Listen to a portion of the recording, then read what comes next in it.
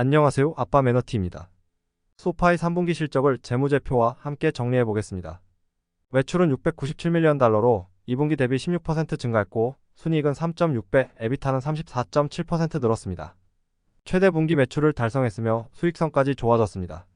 인베스팅닷컴 기준으로 매출과 EPS 모두 시장 예측치를 넘었습니다. 매출액 구조를 보면 이자 수익과 비이자 수익 2분기보다 늘었고 특히 비이자 수익은 43%나 증가했습니다. 비이자 수익이 증가한 것은 사전 자격 심사를 거친 대출자를 다른 파트너사에 추천을 하거나 대출을 해주는 플랫폼 사업이 잘 되었다고 하네요.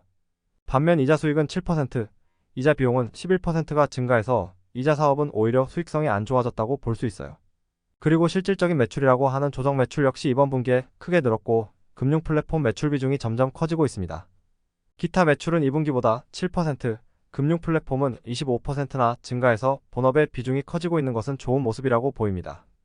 비용은 2분기보다 늘긴 했지만 매출 증가 폭보다 적으며 연구개발비와 일반 행정비를 매출액 대비 비중을 줄였네요. 세부 매출을 보면 모든 분야의 매출이 좋아졌지만 특히 금융 서비스의 성장세는 엄청납니다.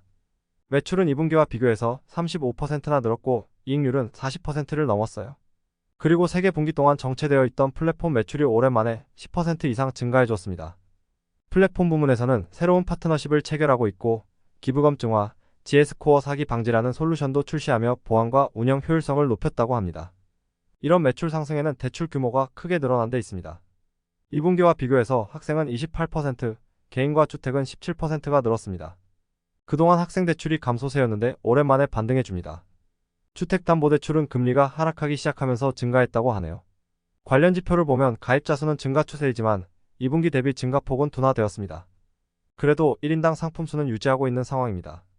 금융 서비스는 모든 분야가 제품 수가 늘고 있습니다. 스크립트를 보니 1년 전 상품당 매출이 53달러였는데 현재는 81달러로 52%가 증가했다고 하네요. 여기에 소파이 플러스라는 프리미엄 멤버십을 개선하고 있고 향후 몇 달 안에 수수료 기반의 구독 서비스를 테스트한다고 합니다. 3분기 예수부채는 24.3빌리언 달러로 2분기보다 늘어나긴 했지만 그동안 2에서 3빌리언 달러씩 늘어난 것이 2분기 때 1.39빌리언 달러, 이번에는 1.35빌리언 달러가 증가해서 예수부채 상승폭이 둔화되고 있습니다. 현금 흐름은 영업현금이 1분기에 반짝 유입으로 전환되었지만 2분기에 다시 유출로 돌아섰고 3분기는 공식 실적 보고서가 나와봐야 알 수 있을 것 같네요.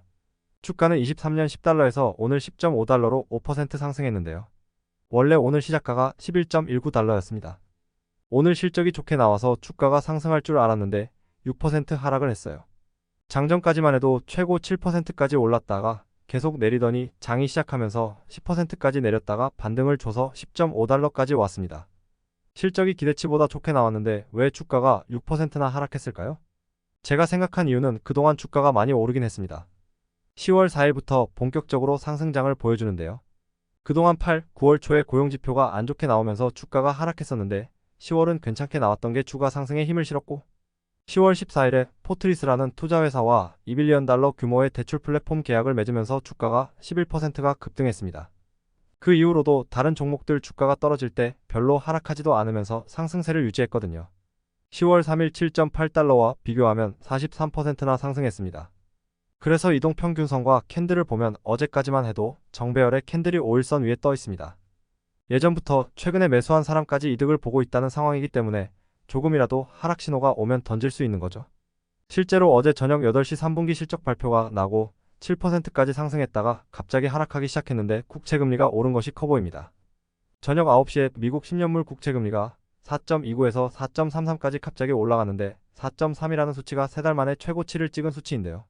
그래서 다른 소형주들도 주가가 상승 추세였다가 갑자기 급락하기 시작합니다.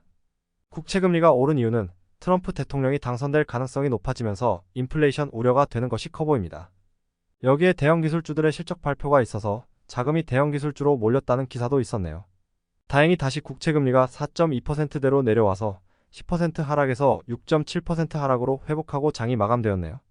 24년 예상 매출은 조정 매출 기준으로 2.535에서 2.55빌리언 달러로 23년보다 22에서 23% 증가한 수치고 에비타는 640에서 645밀리언 달러로 23년 대비 48에서 49% 늘어날 것으로 전망하고 있습니다.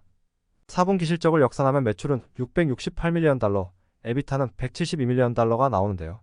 3분기보다 못한 실적이네요. 이것도 주가 하락에 영향을 줬을 것 같습니다.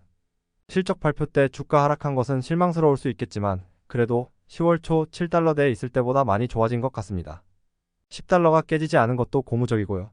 4분기에는 실적이 살짝 부진할 것 같은데 전반적인 지표도 계속 상승세고 금융 서비스와 갈릴레오의 성장이 수익성을 지속적으로 높이지 않을까 싶습니다. 오늘 준비한 내용은 여기까지고요. 시청해주셔서 감사합니다.